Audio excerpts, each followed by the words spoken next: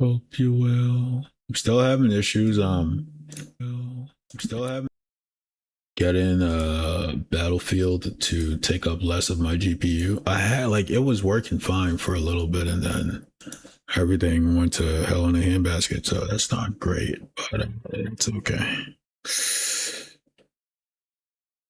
Welcome Trespappy. Tress Pappy. Welcome Junior X. You guys have the most creative names, I swear. I swear, I swear, I swear. Delete this. Do I delete this? Delete. But yeah, so I started a new job on Monday. Welcome Junior I'm X. excited for a couple of reasons. One, I'll be working with a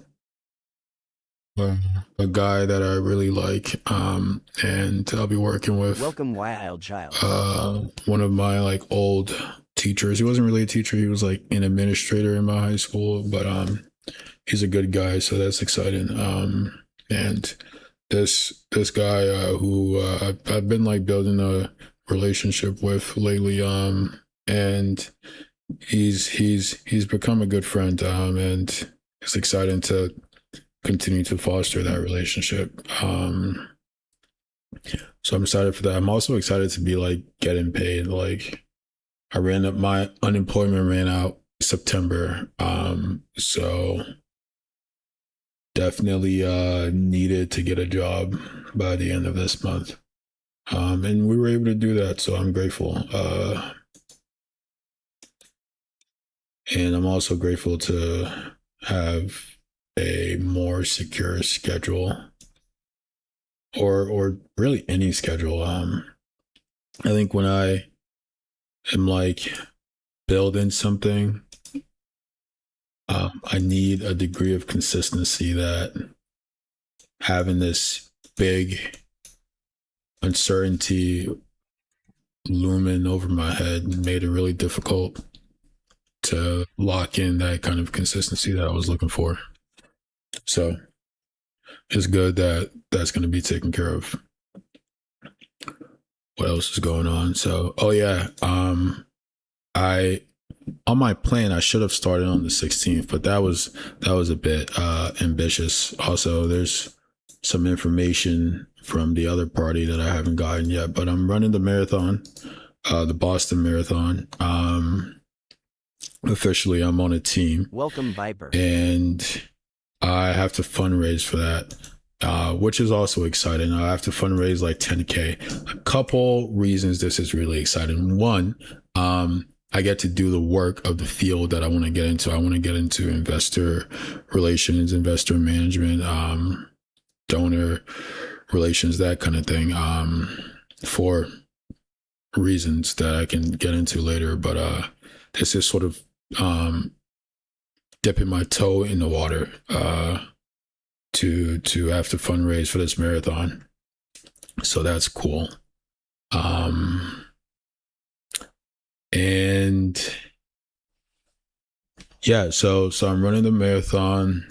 I'm training for the marathon. I'm starting a new job, building Welcome, a new Chris schedule, Marino. and I'm really excited about it, especially the schedule, man, because I think when will I be in July? July will make 2 years since I made my first post. Welcome And Tommy I Good think Vibes. when I think back to what Welcome this Curtis journey has Holcomb. been like, what's up, guys? When I think back to what this journey has been like, a lot of it has just been me like getting comfortable. A lot of it has just been me getting comfortable. Like when I first started, it was really tough. Like you like watch streamers, and like especially with the state that streaming is in right now, right? Like, and I think this is gonna change. Like the bubble is gonna burst where everyone is not trying to be iCarly and like Kai and I Show Speed. Side note, this whole like IRL streaming craze is funny to me. Like I'm in that generation where I'm like between Gen Z and millennial. I'm like the oldest Gen Z and the youngest millennial. And so like I like social media was just like begin to bud when I was in like middle school, right? I had like Snapchat got stories when I was in high school. Instagram started to take off when I was in high school. I had a Facebook in sixth grade, or like the summer going into sixth grade, but like no one really used it. We just post like stupid things. But like I say that to say, when people talk about IRL streaming, I always find it funny because I'm like, isn't that just like people vlogging? Like that's always been a thing. YouTube came out when I was in third grade, and I like watched the entire evolution of YouTube every time they made some new update to the website, and all the people who came on and all this. But like you used to have these folks who would walk around with a camcorder and just like record their whole days, and we called them vloggers. But now it's like IRL streamers. I'm like, dude, you're just vlogging. But whatever. It's neither here nor there, right? It's like a semantics thing, a nomenclature thing. Anyway, back to my streaming journey. I didn't know this is what I was going to talk about today, but here we are. We'll see where the rest of the stream goes. I think even just doing this makes me feel good because at first, like I said, I was really uncomfortable. I felt like I had to do something to be really entertaining. Like, how am I going to keep people's attention? How am I gonna like keep the views coming? And you know, you'll like pop into a stream and like people have got like fireworks going off in the back. Tons of people, tons of different cast and characters, celebrities. They're doing something goofy. They're like somewhere cool. They're screaming at the top of their lungs, all this and all that. And I just knew that that wasn't going to be me. And so I had to figure out my lane. But part of that was just being comfortable, like sitting here with the camera in front of me and like talking and just being George, being Spice. And I would say it probably took like Welcome Mickey Mouse Cute. Like it probably took like half a year to get there, right? Like you know, like three months in, I got a bit more comfortable. And then it took like half a year to get comfortable with no one watching. Right, like it took like a year to get comfortable just kind of being myself, and then it took it took 6 months to get comfortable just being myself on stream, and then it took another 6 months to get comfortable with no one watching and like being more focused on the input instead of the output, and just being comfortable, which is like, it's crazy because you know that lag when you understand something intellectually, but like in terms of your emotions and how you respond, you're not in that same place. That's kind of where I was, where I understood that it was going to take time. I planned for it to take time, but I wasn't prepared to sit in the discomfort of what that looks like. And I think the last year and a half has been me getting comfortable with that. And it makes it all easier. It makes it all easier. Like it's exactly what I want it to be in terms of it being fun. And exciting and learning and a learning of these new skills, as opposed to this weight that you put on yourself to perform and compete with all the other people doing all the other things, which is never what I set out to do. So that's good stuff. And yeah, I'm just taking it one day at a time. I'm learning to be patient, which is, I think, just is something I struggle with in life in general. Like I'm not the most patient person in the world with certain things. So yeah, here we are, chat. We are a year and I think 8 months in. June will make it 2 years, so maybe it's a year and 6 months. But yeah. Welcome James Teague. For a decent amount of time, and I've built a bit of a following, like not like absolutely just on the radar. Like if the bar is at 100%, I'm at 0.01%, right? Like I think across all platforms I have like maybe 500 followers. But I think that's a really good place to be. I It's sustainable in terms of the growth. I didn't have to like act outside of myself.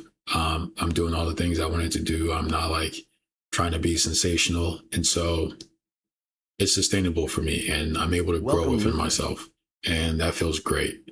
Um, and so we're just gonna keep on trucking. We're gonna keep on trucking, and I'm really excited for the marathon. I'm excited for the opportunity to raise money. Excited for the challenge of reaching out to people to do that. And I also think one thing that the streaming has helped me do was like just give myself permission to be myself. Um,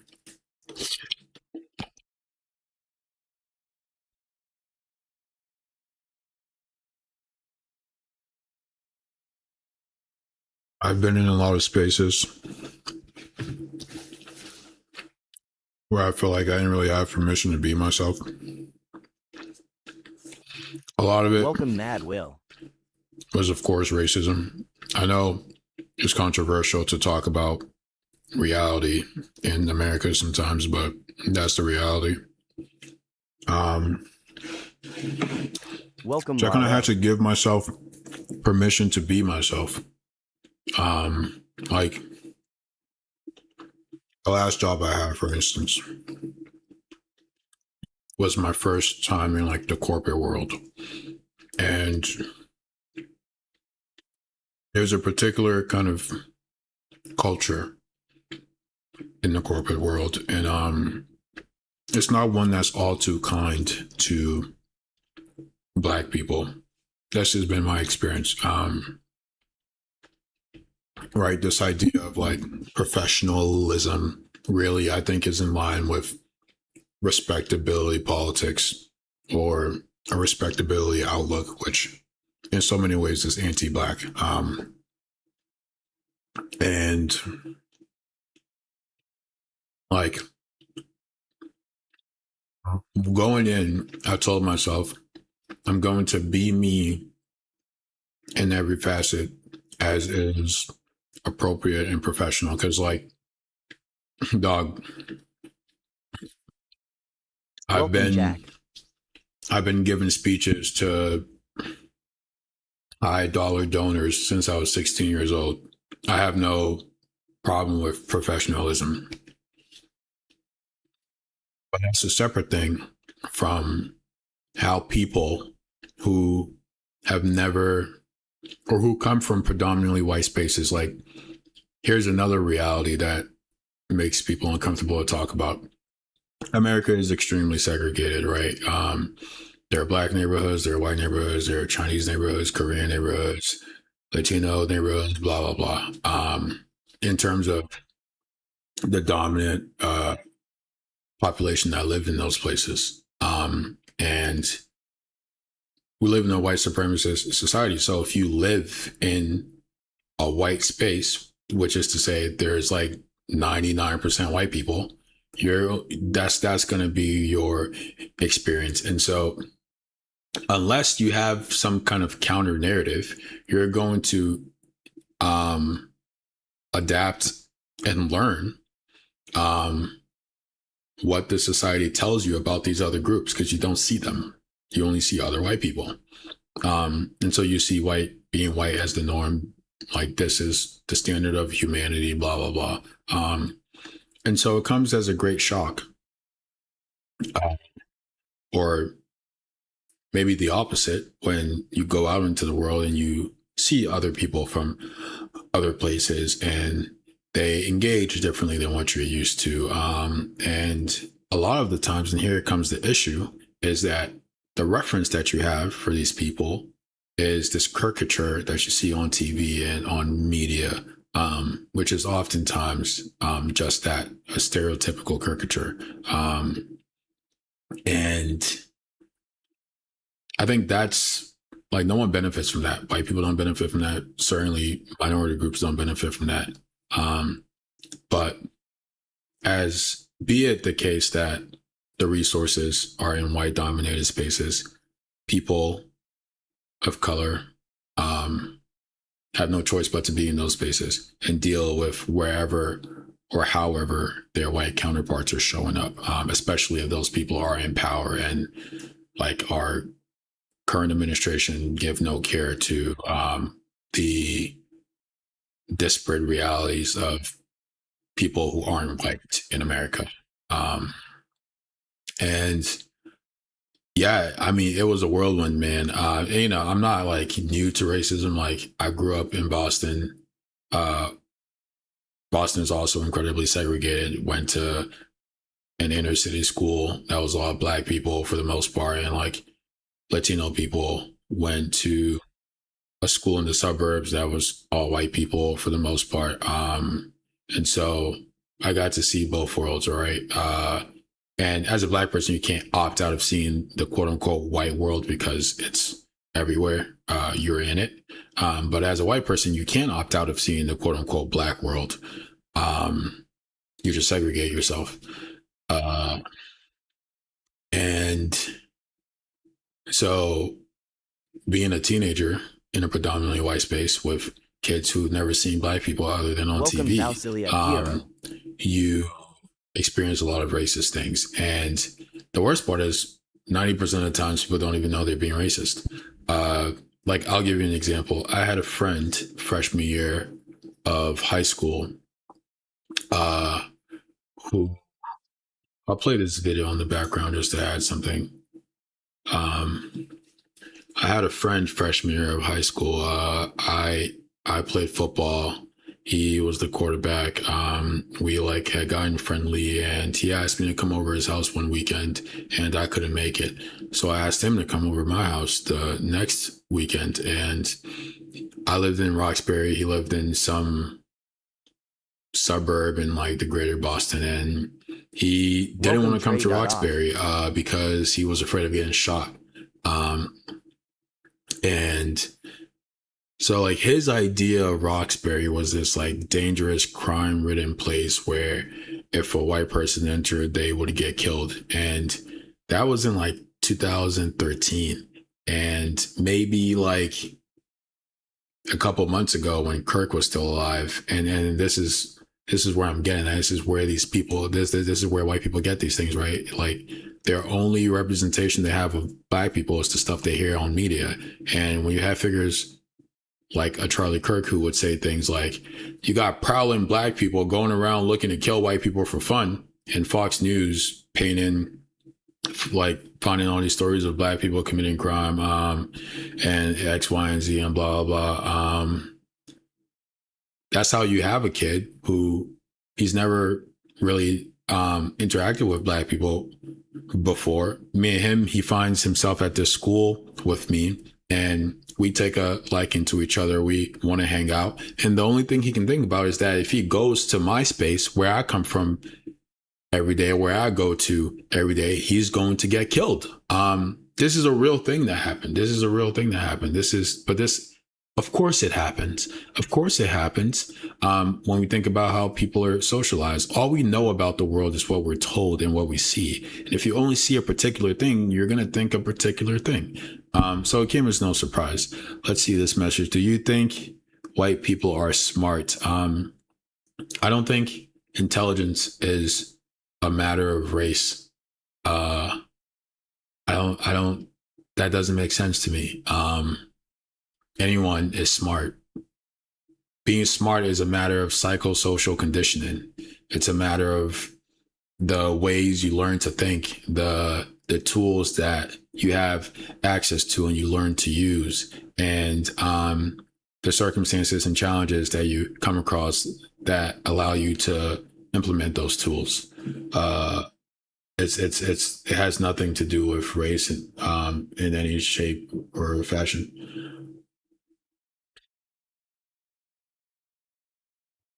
What else? Why does my stream still look like this, bro? Did I not fix it? Why are they doing me like this, chat? Okay, yeah, anyway.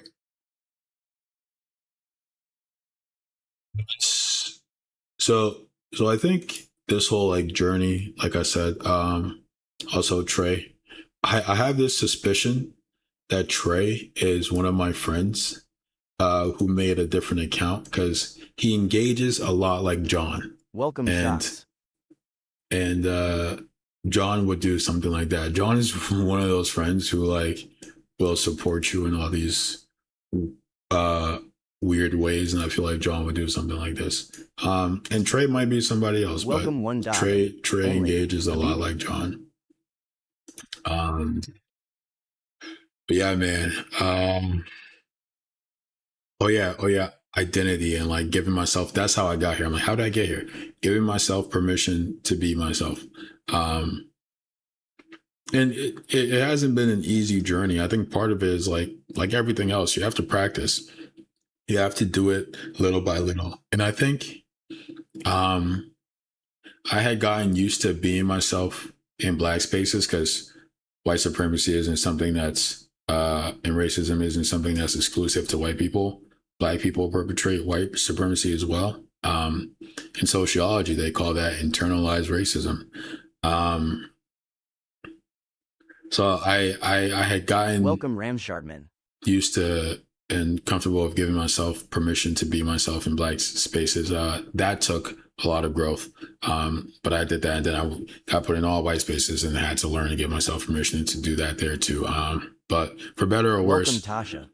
I was able to, and we came here, and I think it became a lot easier when the stakes felt high, where I was in like these spaces with like actual billionaires, right? Like people with these huge companies and run hedge funds and do all these things, and use those moments to challenge myself to be as authentically me as possible, and kind of just let the cards fall where they may. And I think it took a lot of courage for me. I'm someone who I feel like, I think most people start off courageous, but I admire that quality. And so I try to cultivate that within myself. But that's something I look at and feel proud of. So that's good. And I'm going to have to do more of it as I try to raise this 10K. Is this John Asian? No, John is not Asian. And that's the thing that John would say. Unless Trey, you're Asian, but that's the thing that John would say. Is this John Asian? Oh my God. Why is this stream like not? Why is it all super zoomed in like that, bro? It's actually wicked annoying. Whatever. Yeah, chat. A lot of stuff on the horizons. What else is going on? What else am I thinking about? I mean, this has been like the sort of talk of the town. America is slipping into fascism, and that's true, and it's also not true. And here's what I mean by that. America has always been a fascist country. Oh my God, fascist. George, you hate America. I hate when people say that. I'm not anti-American. I love America. I think America is like a great, like, to me, America is a promise unfulfilled. That's what it is. America is a promise unfulfilled, right? It's the promise of liberty and justice for all that we've never seen.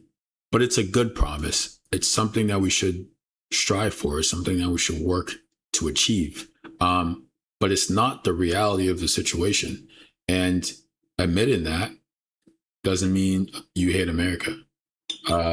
If you had a loved one who was addicted to like opiates, admitting that they're addicted to opiates doesn't mean you hate them. And doing things that would get them less addicted to opiates, get them to recover, it doesn't mean you hate them, even though those things might be hard. And yeah, so America has always been a fascist country. And some people might ask what I mean by that, but I think it's obvious, right? Like, what are some of the cornerstones of fascism? Authoritarianism. Well, America has been extremely authoritarian in its history. these small groups of elites have always ran the country with brutal force. Let's start at the inception of the country: slavery, indentured servitude. For the non-black people, they had indentured servitude. For the black people, they had chattel slavery. What is that if not extreme authoritarianism? And people will say, well, at that time it was blah, blah, blah. Whatever justifications you want to make for it, it doesn't make it any less authoritarianism. And in terms of state control of industry, which is something that's also a staple of fascism, America has also been doing that since the inception of the country. Alexander Hamilton coined the term infant industry, where he describes the countries taking this protectionist approach on their new and budding industries such that they can grow and be able to compete with other nations. And I mean, you take like every other example, from the drafts to the endless wars to the suppression of popular working class movements, Japanese internment camps. That like there's a litany of things that speak to America being a fascist country. Now, what has been happening is the exact opposite. It's not that America is becoming more fascist, it's that America has historically become less and less fascist because of the efforts of countless people from every background just plugging away at it, doing everything they can to make change and make the country live up to its promise. What's happening is that's actually been very successful. That's been very successful, people fighting to make these changes. And here, what we're seeing now isn't this delving into fascism out of nowhere. It's a return to how things were. Talk about make America great again. It's a return to the more fascist state of the US. That's all it is. It's nothing new. It's the doing away with all the things that helped to get close to making true this promise. It's a return to fascism. It's not that fascism is new.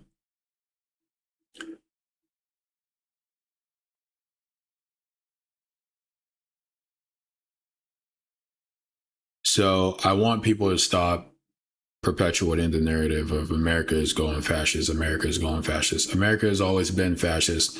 People have worked to make it less fascist. And the fascists don't like that. And they're fighting back. That's all that's happening. And one of their tools is a couple things. And I haven't seen this anywhere, but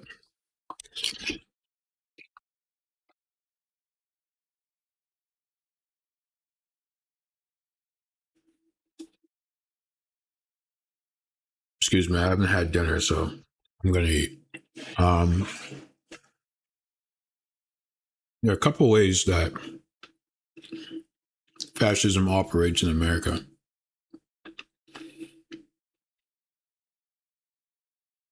Let's go all the way back, closer to the beginning.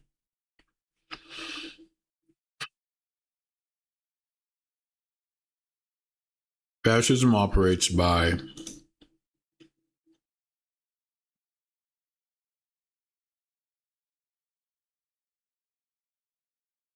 an oligarchy, a small group of people using force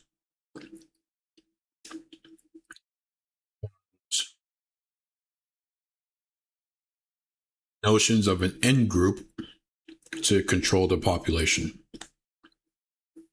Using force, authority, and in-group identity to control the population.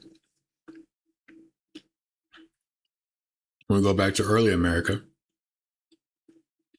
the prospect of Welcome JWEN. poor whites and enslaved blacks meeting together in some form of solidarity.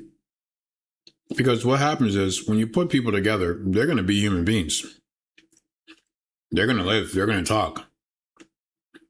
They're going to reproduce. And so you were having situations where poor whites would see themselves more akin to the poor blacks instead of the rich land owning, plantation owning, slave owning overlords. And that was bad for the economy, because this is what this all comes down to, right? I think when we talk about these things, we need to get away from these melodramatic ideas that we have, these notions of good versus evil. These people are making sort of practical game theory decisions. They're thinking, well, the economy subsists through slavery. And so we need to uphold slavery to keep the economy going. And yeah, they could have used other means of doing so. And not reap as much reward. But that's not how these people think, right? It's the idea of maximizing profit. And you maximize profit if you don't have to pay for labor. But such a system is threatened when the freed whites might rise up with the enslaved blacks. If we remember the promise of America being liberty and justice for all, this never being true, non-land owning whites did not have the right to vote. Only land owning whites, so rich white people.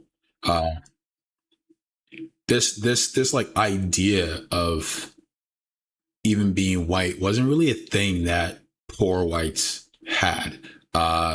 They were immigrants from various places around the world, and that's how they identified, right? They didn't have this group identifier of being white. But to make that happen, couple things the oligarchs did.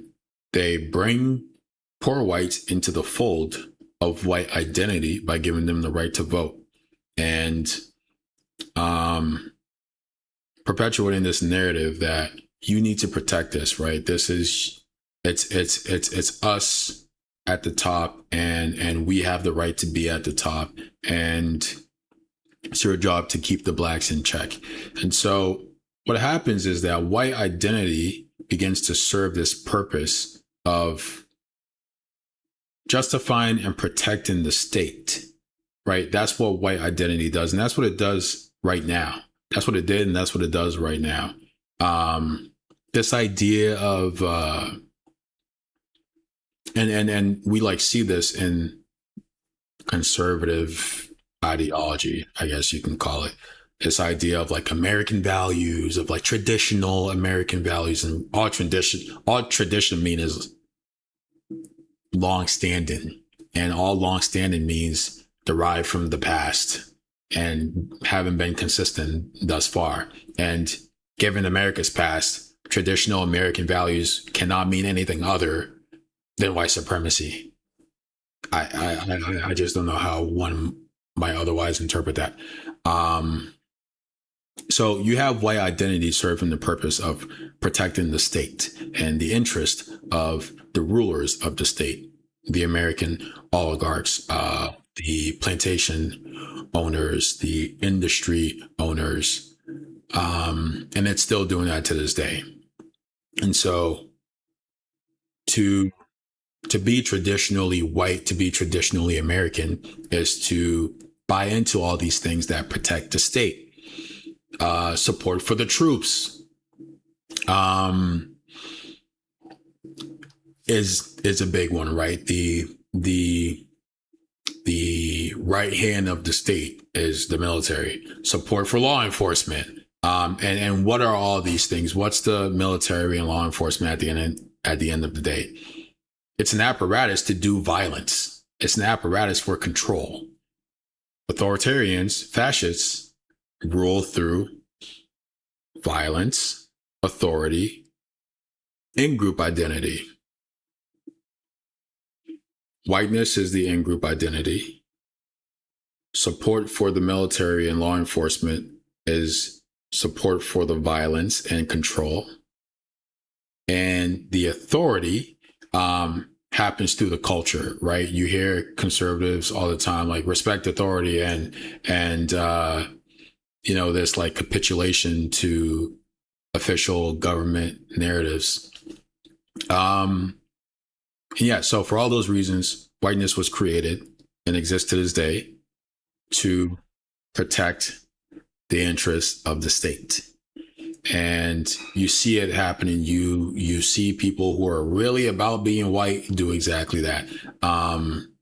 They see different demographics coming into the country as like an attack on America, because America is whiteness. Whiteness is America. They're sort of one and the same in their eyes. And so as the demographic of America starts to change, then naturally, America is under attack and they have to protect it.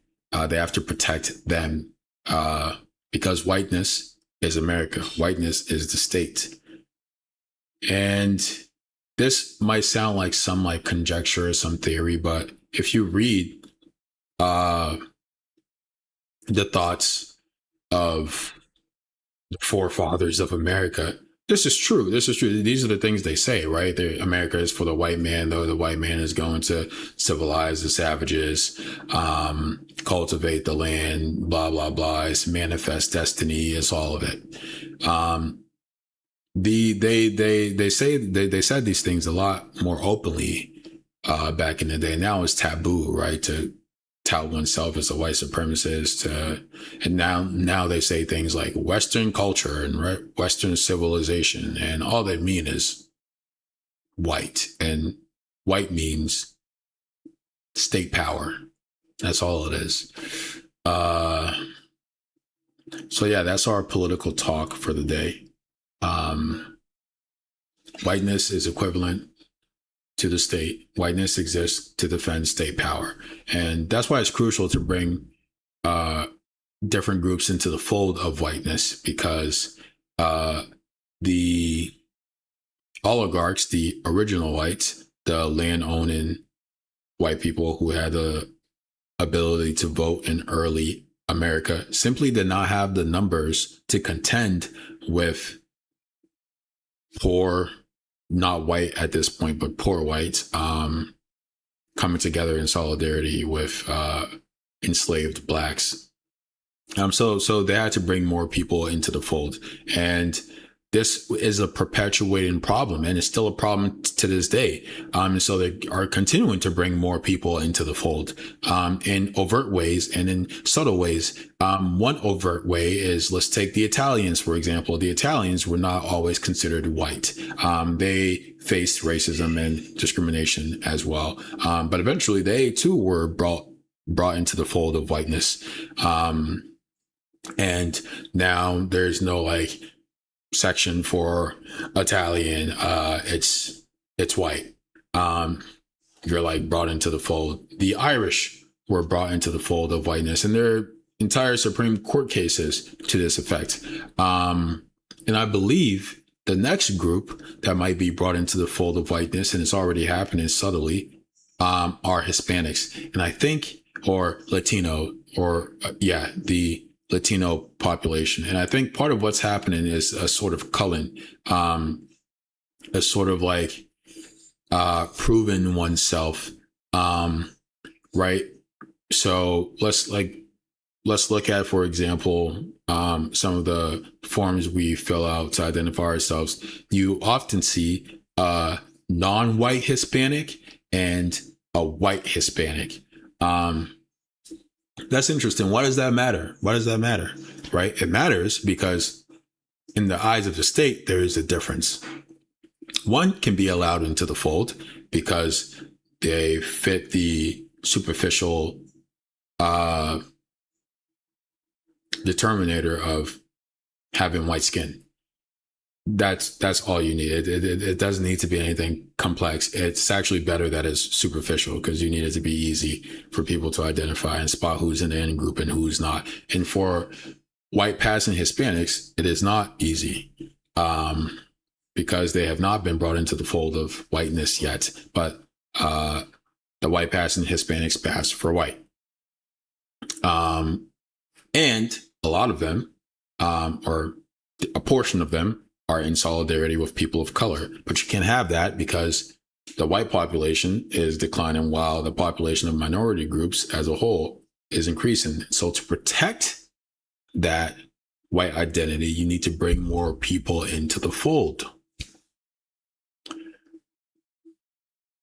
The Hispanics, the Latinos are the group sort of perfect for that. The white passing ones, at least.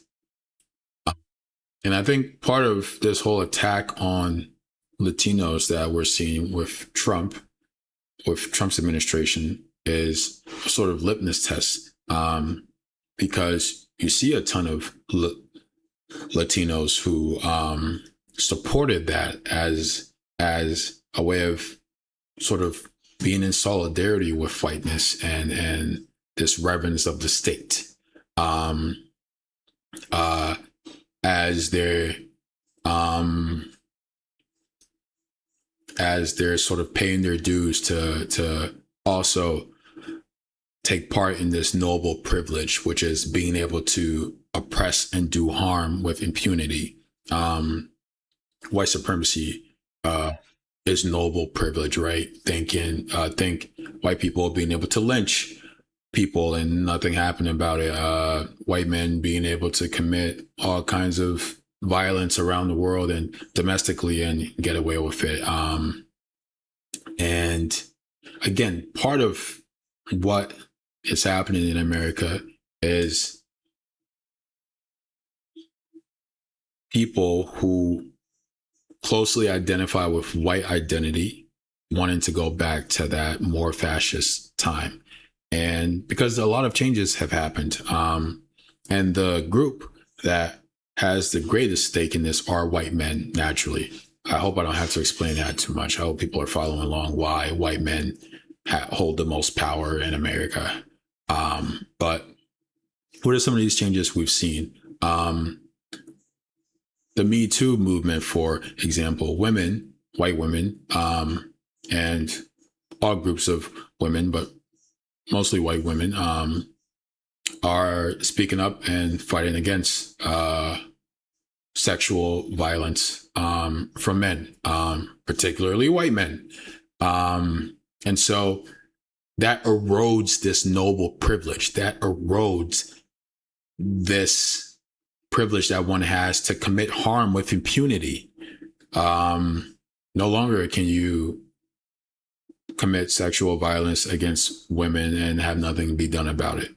That change took place. The civil rights movement, no longer can you commit violence against people of color, against Black people, without anything being done about it. And of course, these things aren't absolute, but there are stark, noticeable changes that happen. And so what happens is the noble privilege of white identity is eroded. It's eroded. And so the whites, especially the ones who really buy into this, feel like they're being oppressed because this country was made for them, and it is their right to have this noble privilege where they can oppress and do harm to others with impunity. And that's being eroded slowly. And so they feel like their rights are being taken away.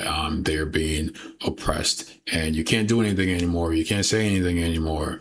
And obviously that's not true. You can do and say a whole ton of things, a litany of things, but You can no longer oppress people without someone saying something about it or having a bone to pick. And so I think for me, that explains the situation we're in. It's not America is going into fascism. It's a return to fascism. And Trump represents that white privilege. Trump encapsulates white male privilege to a T, which is being able to oppress and do violence with impunity. I mean, think about it. Everything that Trump does, if any other person, especially a black person, were to do that, it would be finished. It would be done with. But historically, contemporarily, not as much contemporarily, because of all the changes that we mentioned. White men have been able to do whatever and get away with whatever. And that's a good deal. That's a good deal, right? No accountability for me. Awesome. But that's eroding. And so Trump comes in and he say, hey, look, I can grab her by the pussy. I can say these racist things. I can embezzle thousands and millions of dollars. I can do everything under the sun and no one can touch me. And no one can touch me. I can say all the horrible things about everyone and no one can touch me. He encapsulates noble privilege to a T. This idea of being able to be above accountability. And white men see that, and a lot of them still can't access that no longer because there have been changes made and they hate that. And so to them, Trump is validating in that him and his conduct says that you don't have to feel bad about this way you've been psychosocially conditioned to, in overt and subtle ways, harm and oppress others. That's fine. You don't have to feel bad about that. You don't have to take accountability for that. You don't have to change that. You can continue to be that. You can continue to live that. Look at me.